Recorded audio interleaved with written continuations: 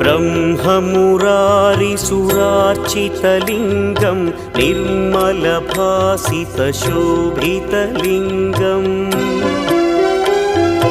जन्मजदुःखविनाशकलिङ्गं तत्प्रणमामि सदा शिवलिङ्गम्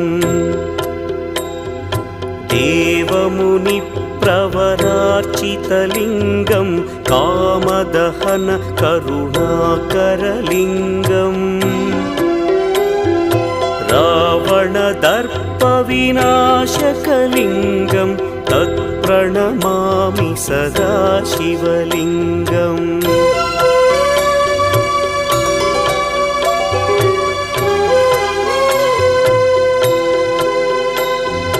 सर्वसुगन्धसुलेपितलिङ्गं